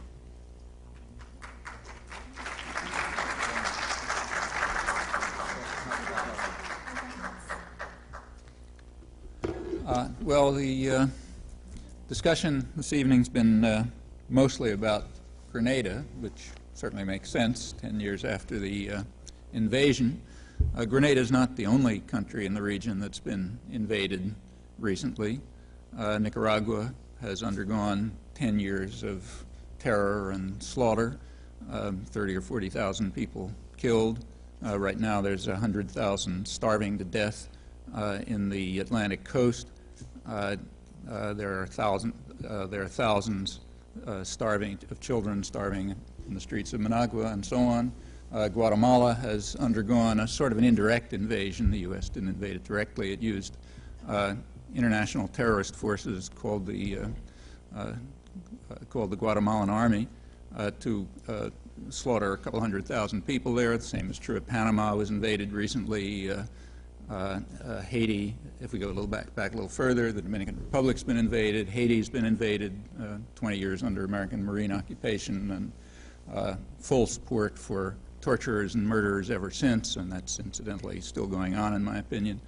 And we can go on and on. We can go to the Philippines, look around the world. We find things very similar. In a way, Grenada is lucky. It only had a brief invasion and occupation. Others have a much more bitter story to tell. And while we can certainly and should look at Grenada and talk about Haiti and talk about Cuba, which is now in the 34th year of an international terrorist war and economic war that the United States has been waging against it, and so on and so forth. We can talk about all those countries, and we should. We should learn about them and find out about their problems. We can't overlook a certain pattern. It all comes from here. It all comes from right here. And as long as this country doesn't change, it's going to stay that way. Now, that's not a new insight. We can trace that insight, if we like, back at least 170 years, probably further. The liberator, as he was called, Simón Bolívar, in 1822, the man who led the liberation of a certain large part of Hispanic America from Spain, pointed out that even if they succeeded in liberating themselves from Spanish and British and French rule, there was a grave menace ahead. Namely, as he put it, at the head of this great continent, there stands a powerful country, very rich, very warlike, and capable of anything. That was quite true. At the time he spoke, the powerful country that he was talking about was busy exterminating its native population and developing the Industrial Revolution on the basis of cheap cotton, thanks to the extermination of the population and the importation of slaves. It then went on to extend its reach further, including finally in 1979 Grenada. The United States, as it happens, didn't have much interest in or concern with Grenada until Maurice Bishop and the revolution of 1979. Now, that was under the Carter administration, you'll recall, the Human Rights Administration, the peak of humanitarianism. The Carter administration was bitterly antagonistic to the Grenadian Revolution from the first minute and reacted exactly the way the United States reacts to all moves for independence. All moves for independence, independent nationalism, no matter what their coloration, whether they're carried out by priests organizing peasants or by democratic capitalists or by socialists or anyone else. It's always the same reaction. It's rooted in, you can find out why. I mean, it's a very free country. We have rich documentary record. It's discussed explicitly. The threat to you in declassified planning documents, which are highly consistent and always tell the same story and lead to policies that are enacted with in a perfectly systematic way, very hard to find an exception. The threat to our interests is what are called nationalist regimes, which respond to pressures from the masses of their own population for production, for raising of the living standards, and for production for domestic needs. And that's unacceptable because the first priority for the countries is U.S. investors. They must be service areas. They're supposed to provide cheap labor, resources, markets, investment opportunities, these days opportunities for export of pollution and so on. That's the job, the service areas. And if you depart from that job, doesn't matter how or in what way, you will be punished. And this country that Simón Bolívar talked about, which is very rich and very warlike, is indeed capable of anything. And if you look around the region where it's had the power to, the capacity to exert its power, you find that. Grenada, as well as everywhere else. In the case of Grenada, Carter's hostility took the standard pattern. It's always two-pronged, military and economic. The Carter administration immediately began running highly intimidating military maneuvers in the region aimed at Amber and the Amberines, in case anybody didn't get the idea, and Grenada and the Grenadines got the idea. The American press couldn't figure it out and never reported them. The idea was to intimidate and undermine the revolution by forcing it into panic and to try to defend itself and to crack up internally, as finally happened. The economic warfare was instantaneous and brutal. So in August 1980, there was a hurricane which devastated a good bit of the West Indies, destroyed about 40% of the Grenadian banana crop. Grenada doesn't have a lot of resources, and that's rather serious. The Carter administration, of course, refused aid. In fact, at the time, they were trying to block aid from Europe as well. They also refused aid to any West Indian country unless the West Indian countries agreed to cut Grenada out of the aid program. The other West Indian countries refused, and none of them got any aid from the United States. And so it continues. By 1983, Reagan invaded. They were going to turn Grenada into what they called a showcase for democracy and capitalism. That's been done before, too. When the U.S. overthrew the democratic government of Guatemala in 1954, it was going to turn it into a showcase of democracy and capitalism. Same words. And so on in case after case. In fact, the United States poured aid into Grenada. Grenada was the highest per capita aid recipient in the world after the invasion, second only to Israel, which is often a category by itself. But among countries of the world, Grenada was the highest per capita recipient of aid. The result was the usual one, catastrophe for the population, but profits for a lot of people. The society has severely deteriorated. The drug abuse has shot up. The political system has virtually collapsed, and so on. But some things work. There was an article in the Wall Street Journal about a year ago which described the terrible economic situation. Even the private sector is complaining about it. But they said that there's one ray of light. Grenada, they said, is the Casablanca of the Caribbean. It has it's become a great center, one of the great centers for drug money laundering, financial swindling of all sorts, and so on. In fact, it has one big growth industry, namely banks. It has one bank for every 64 people, which is the highest, it is the world record. A bank, you know what that means. A bank means a little office somewhere with a fax machine and a telephone and a computer, which is used by the real banks, the ones in New York and so on, for money laundering activities and handling their narco-trafficking operations and so on. So there is one growth area, and apparently a lot of jobs for crooked lawyers and that sort of thing. Well, that's not unique either. Take another country that was recently invaded, Panama, 6 years after Grenada. The idea of the invasion of Panama was to restore to power a tiny elite, the traditional elite of white bankers and narco-traffickers, and that succeeded, and the results were exactly as predicted at the time. The State Department a couple of weeks ago conceded that Panama is now the second greatest center for cocaine money laundering in the Western Hemisphere.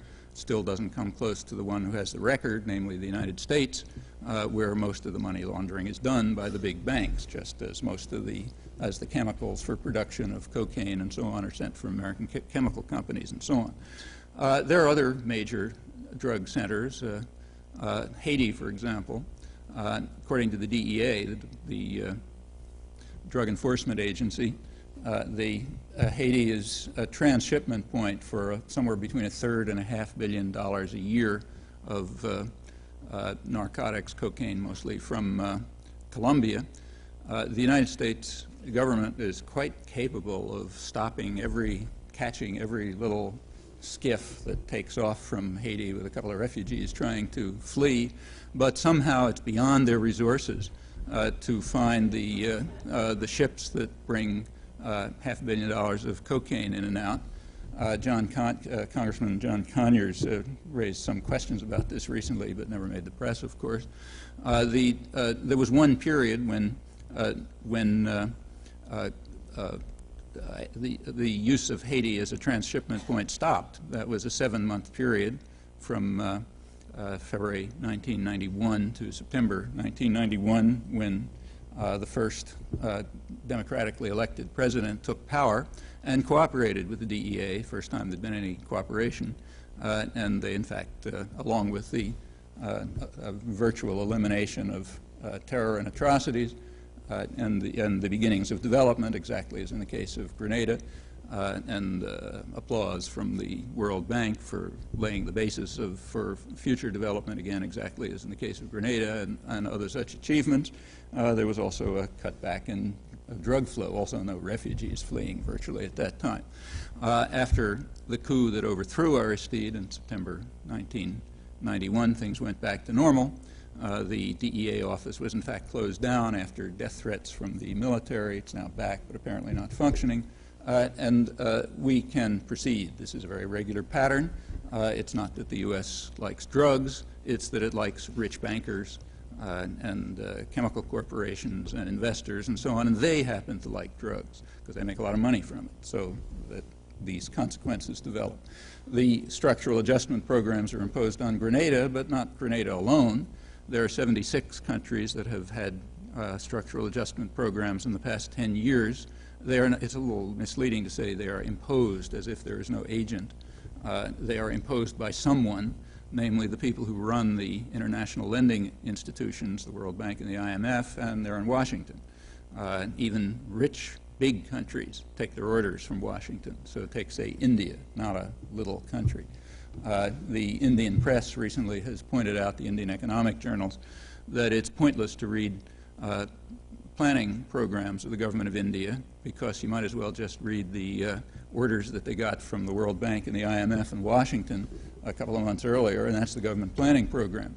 In fact, the press has pointed out that the Indian government planning documents are now written with American spelling and American style instead of the British spelling and the British style that comes automatically to Indian bureaucrats because of the place where they're written from. Well, structural adjustment programs have their consequences. They're called failures, but that's a little bit misleading. One of their consequences is to sharply reduce the share of labor in national income. So the labor costs go way down and wages go way down, but that means profits go way up, mostly profits for investors. So take, say, Haiti, which has been a darling of Washington, of the business community, right through the worst terror and torture of the Duvaliers and so on. Haiti was going to be turned into what U.S. aid called the Taiwan of the Caribbean, and it was going to do it by using its great advantages in cheap labor.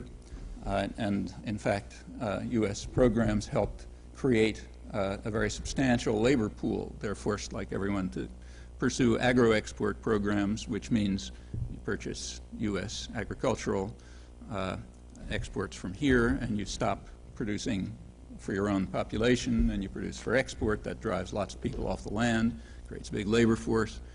U.S. aid moved in with lots of investment programs, to encourage investment, to encourage U.S.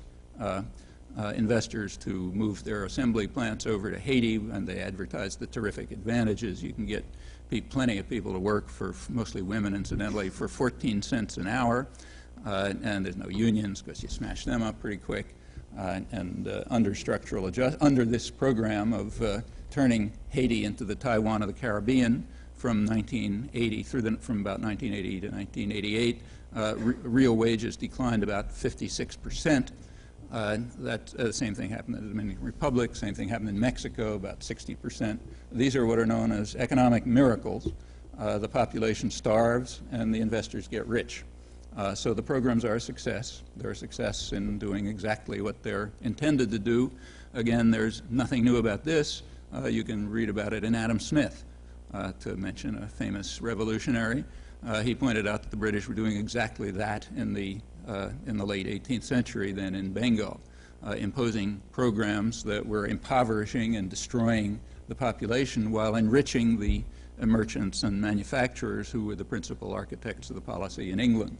And now we're doing it and doing it on a massive scale. In the case of in the case of Haiti, as soon as the Aristide government took over, the U.S. Moved instantly to total hostility, exactly as in the case of the Bishop government in Grenada. Aristide was elected. It was a huge surprise. The United States expected that its own candidate, a former World Bank official, would easily win the election. He had all the resources and so on. He got 14% of the vote. Aristide was elected with 2/3 of the vote on the basis of a big popular movement, grassroots movement that nobody really knew was there except Haitians, and it sort of came out of the woodwork and swept him into office. The U.S. reaction was exactly the same as in every other such case: instant hostility. U.S. aid terminated all of its investment promotion efforts when Aristide tried to raise the minimum wage to 50 cents an hour, a magnificent 50 cents an hour. U.S. aid strongly opposed that. They refused to give a penny to any of the popular movements, including the huge peasant movement. Haiti is peasants. Money went only to the business community. The U.S. government instantly began a character assassination attempt against Aristide. The ruling generals, General Cedras, was handing out to reporters a 200-page dossier of alleged crimes of Aristide right away. Meanwhile, the State Department was telling reporters, well, why don't you check with the ruling generals? They'll tell you about Aristide. And they knew all about it because they had given Cedras that 200-page document.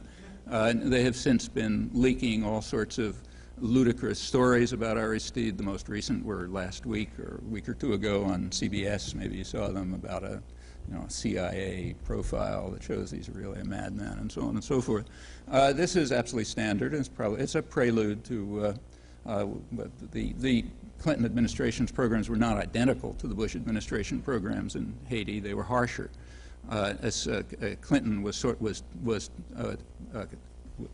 capturing refugees, and Bush was taking refugees from Haiti and sending them off to Guantanamo. Clinton, as soon as he moved in, harshened that program. He put a blockade around Haiti and forced them right back on the grounds that they were not political refugees, but economic refugees. You could tell that by ESP or something. So therefore, he sent them right back.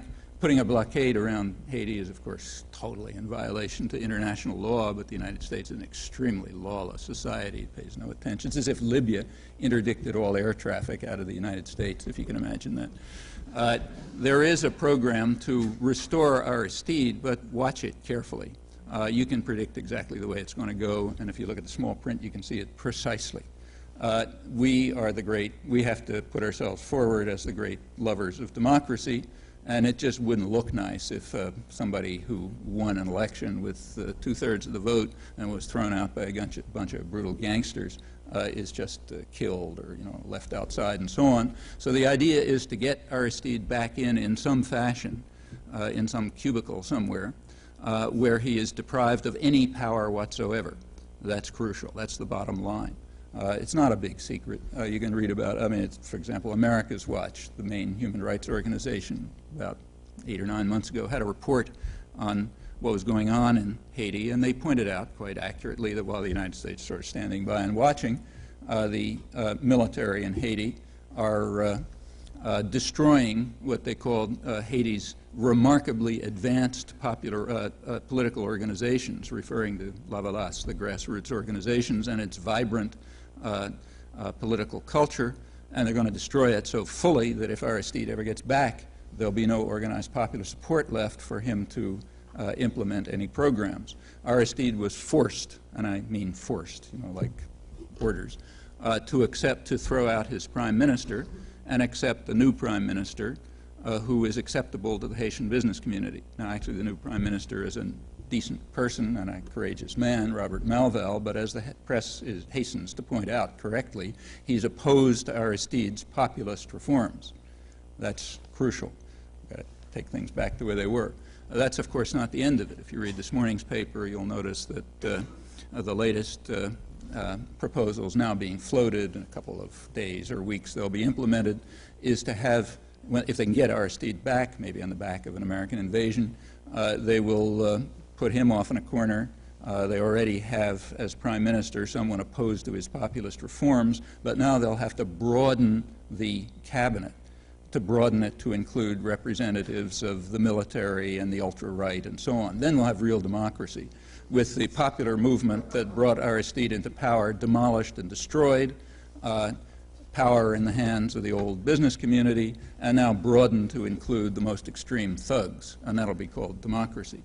Meanwhile, the U.S. intends to send in trainers to train the military and police trainers to train the Haitian security forces in more humane behavior. That is more humane than carried out by Chief of Staff, Army Chief of Staff Cedras and the Chief of Police Michel Francois, both of whom, incidentally, received their training in Fort Benning, Georgia, presumably at the School of the Americas.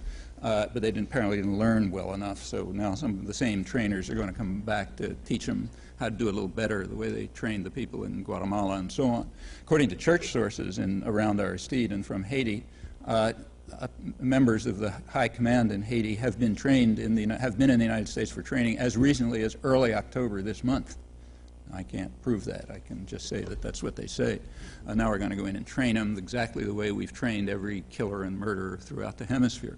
Well, you know, we can proceed with Cuba. Same with Haiti, incidentally. Yeah, I'll stop.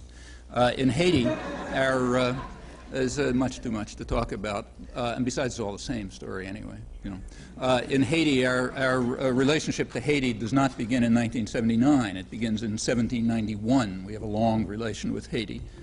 When the Haitian slave revolt began, the U.S. sent troops and money to try to put it down. The United States was the last country in the world to recognize Haiti in 1862. Happened to be the year we recognized Liberia, and for the same reason, at that point, the U.S. was going to free the slaves, and we therefore had to get them out of the country somehow. We had to create what Thomas Jefferson called a country free of blot or mixture, meaning you exterminate the native population, so no reds, and you somehow kick out the black population, so no blacks, and then we have a country free of blot and mixture. And therefore we recognized Haiti and Liberia as places which we were going to send these guys. Haiti was occupied for 20 years, first by Wilson's Marines, who destroyed the place, and then they left it pretty much the way it is. Cuba has been under attack from Cuba, when Simón Bolívar made those statements about the country at the head of the hemisphere, exactly at that moment, Thomas Jefferson and John Quincy Adams and others were working out plans for eventual invasion and occupation of Cuba. They intended to take it. The British fleet was in the way at the time. As soon as the British fleet as that deterrent was overcome, the United States did conquer Cuba in the guise of liberation, turned into a plantation and a haven for rich tourists and for gamblers and gangsters and so on. Everything was fine until 1959, when the Castro Revolution took place. Within months, Cuba was under military attack from Florida. You know, planes were taken off from Florida and bombing Cuba. In March 1960, the Eisenhower administration formally determined, in secret, it's now declassified, to overthrow the government. Kennedy came in, invaded, launched the biggest terrorist war in history. He was a complete maniac about Cuba, not only about Cuba, but other things.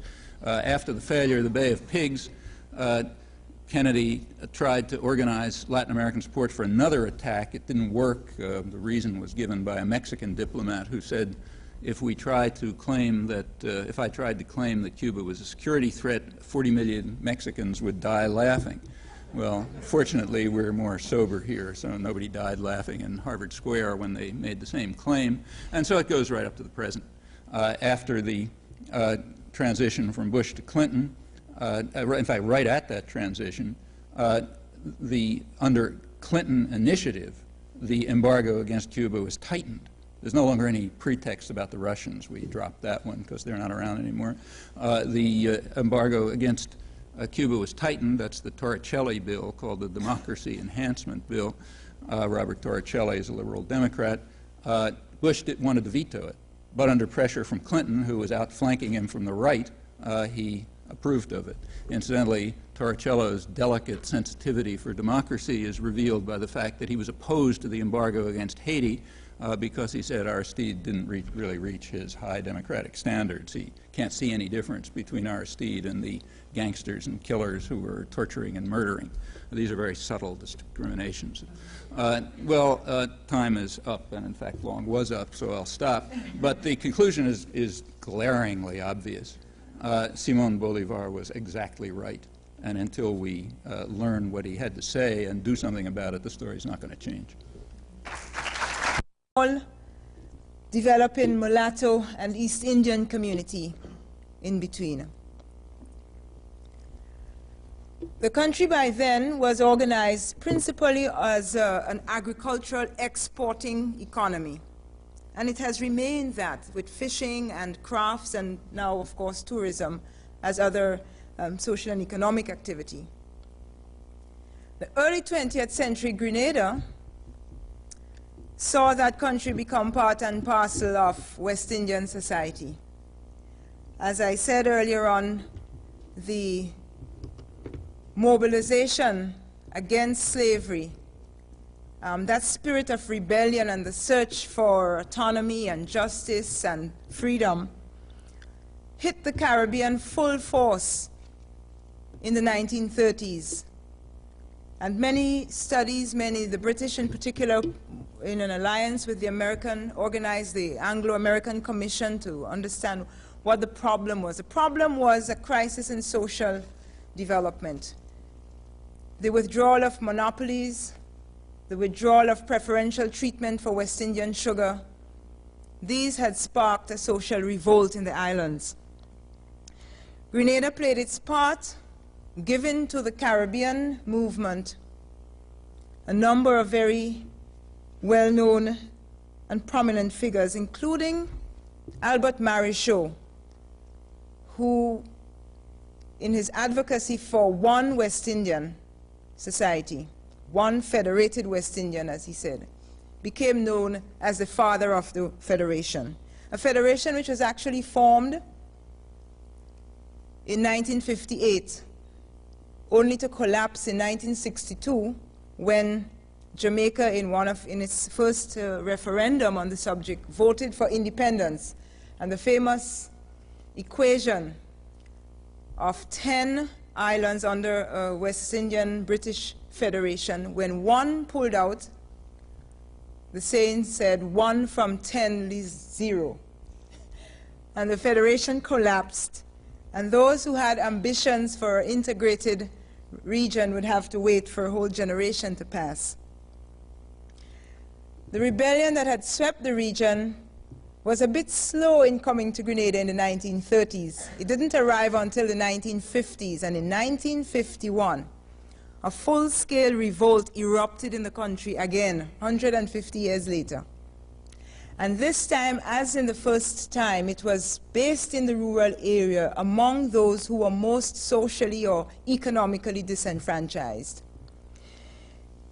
And it was led this time by a rural son of the soil, a fellow who had, as had been the practice in that period, migrated to more prosperous regions. Grenadians and others went to build the Panama Canal at the turn of the century, went to cut sugar in Cuba, went to dig gold in Guyana, went to work in the oil industry in Trinidad and in Aruba. Eric Gary was one of those returning immigrants who came to the helm of the popular movement for increases in wages and for social rights. And the 1951 Grenada National Democratic Uprising, as some of the literature refers to it, brought forth the...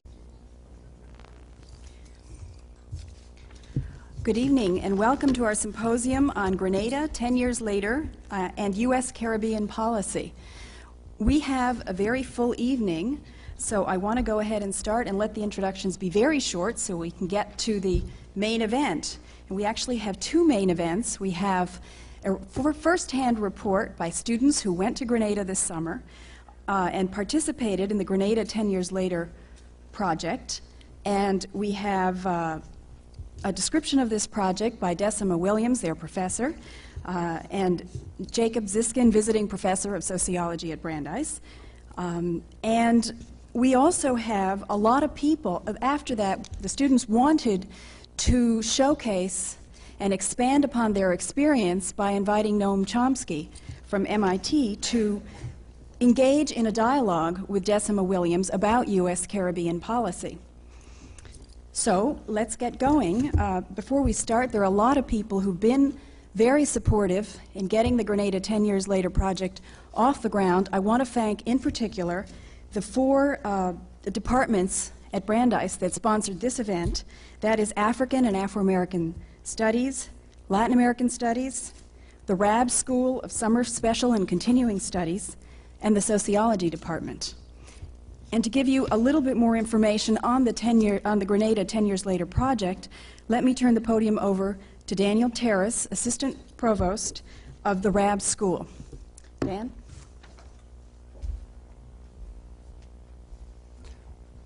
Thanks, Sylvia. My own involvement with this project has been relatively modest. It began really with Decima Williams's great passion and energy and her research project. She brought it to the summer school, which is a part of the RAB school, and we helped facilitate the ability of students to go down to Grenada and spend several weeks there doing research and participating in the life of that community, learning about its history, and being engaged. To me, this whole project is, in a certain sense, what is most exciting about Brandeis as a university. It combines that sense of passionate social and political engagement with a strong academic and intellectual context for the work. It's very exciting for me and for the RAB School to be part of a program which combines those things, and it's a program that was enormously successful this summer thanks to the energy that Decima and the students that you'll be hearing from brought to it. Just a word of thanks to my Associate Director, Gwen Smaxwell, who worked very hard also to make it happen. I'm as curious as you are to hear the details about their program this summer, and I'm going to let you move on to that. Thank you very much. And our next speaker, who will provide some information about Grenada, is Carlos Whiteman, who is a Harvard undergraduate and a Grenadian. Carlos?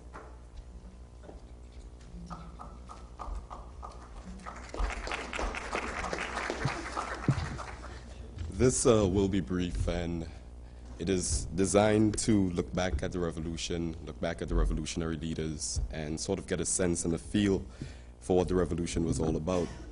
It has been 10 years since the dissolution of the Grenada Revolution, 10 years since the murder of the revolutionary leaders, particularly the Prime Minister Maurice Bishop and the other revolutionary leaders. I'd like to read a quote by Maurice Bishop. "There are those who believe that you cannot have a democracy unless there is a situation in which every 5 years, and for 5 seconds in those 5 years, the people are allowed to put an X next to some candidate's name. And for those 5 seconds in those 5 years, they become Democrats. And for the remainder of the time, they return to being non-people, without any right to say anything to their government, without any right to be involved in running their country. We say that when in a particular country, the question of a new health plan has to be formulated, and the people of the country are involved in discussing that policy, and organizations and mechanisms are introduced to ensure that the people will be able to participate in bringing that new policy into existence, we say that is real democracy." Maurice Bishop, March 13, 1980, 1 year after the revolution. Let us now have a moment of silence as we look back to honor our slain revolutionary leaders, and let us look forward to tomorrow, to a day when the right of self-determination of a people will be respected and not undermined by the forces that be. Let's have a moment of silence.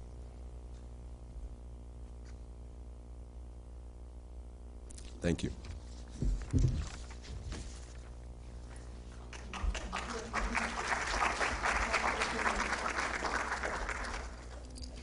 And now giving us an overview of the last 10 years is Decima Williams, Ziskin Visiting Professor of Sociology at Brandeis and former ambassador from Grenada to the OAS. Decima?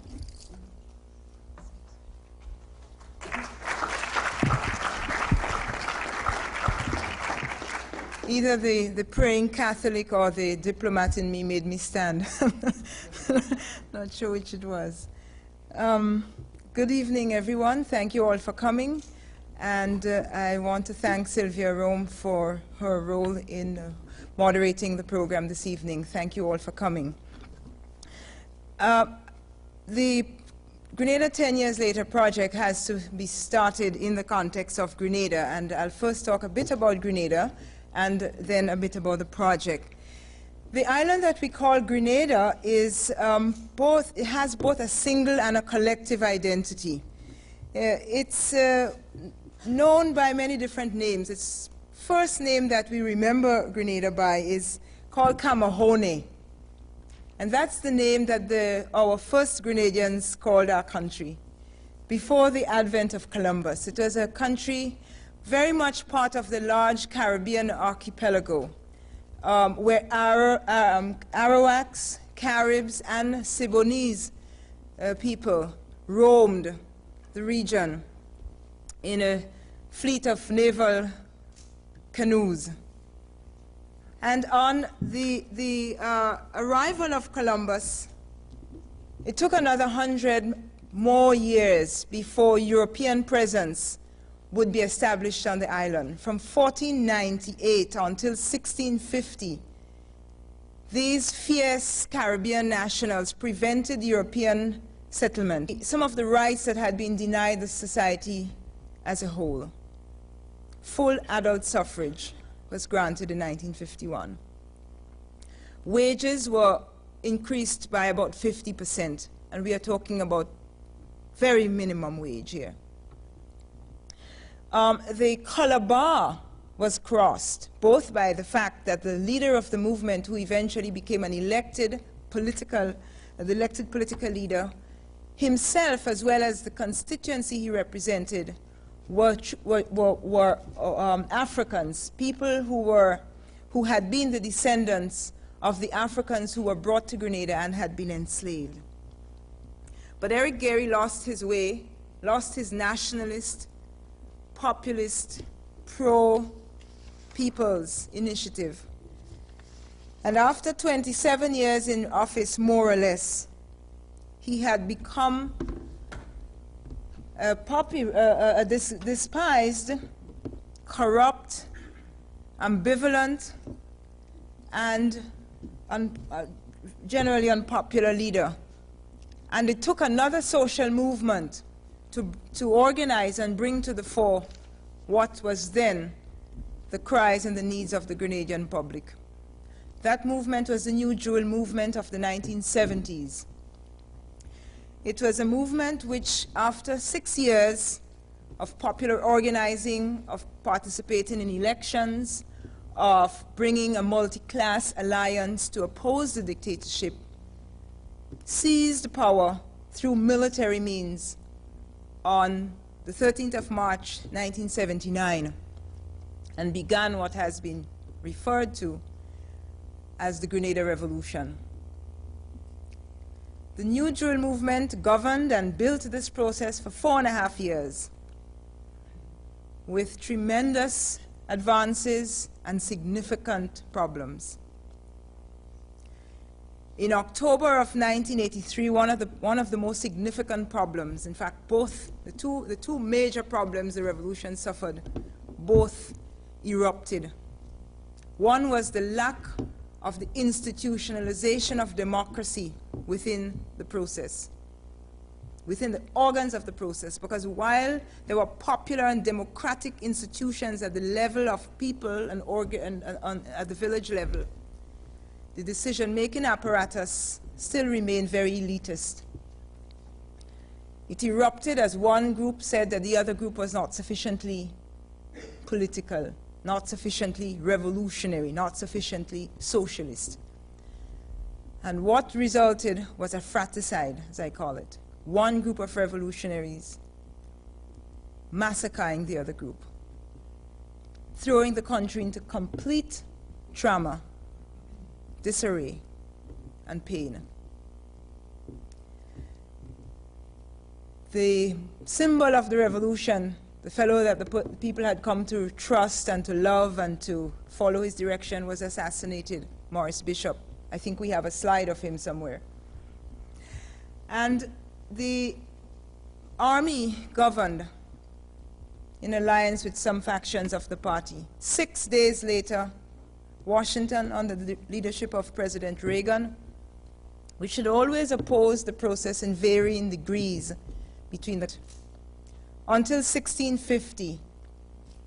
From then until 1783, the country was occupied by British, French, and British until 1783, when, in a cessation, more or less, of European rivalry on the island, with the Treaty of Paris, Grenada became a British colony and remained so until 1974, well after the wave of independence had swept Africa and Asia. In fact, up until now, there are many English-speaking colonies in the Caribbean. The first wave of independence came in the early 60s with Jamaica and Guyana and Barbados and Trinidad and Tobago. And the second wave came in the late 70s.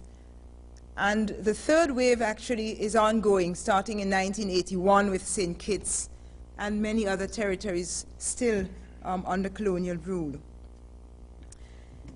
The 1780s and 1790s were a very fervent organizing period in the history of Grenada. The most important date is the period of 1795 to 1796, when we had our first revolution. For a year and a half, a very strong-willed mulatto man by the name of Julian Fedon liberated the country from British slavery and colonial rule. Fedon occupied the entire island except St. George's, where the small administrative corps of British maintained a presence and continued to try to keep control. It took external intervention to overthrow that freedom movement. The British sent reinforcements from other countries, but particularly from Barbados. And with a combined assault, Grenada was recaptured, slavery was reinstituted, and Grenada returned to what was then the normal pattern in the Caribbean, a colony organized according to plantation system and colonial rule. But if we jump ahead from 1795 to 1804, many of the leadership of this popular first successful slave revolt in the Caribbean, many of them were hanged, others were deported. And a fellow by the name of Henry Christophe was deported to Haiti, where he participated in the first standing successful republic of former slaves with the Haitian Revolution of 1804. Of course, with its reoccupation, Grenada languished under slavery until the 1830s, when slavery was abolished and a large peasantry arose. What developed then, as documented by several studies, including M.G. Smith's study on social stratification in Grenada, is a folk which was, according to him, well over 80% of the population, and an elite, about 7%, and a small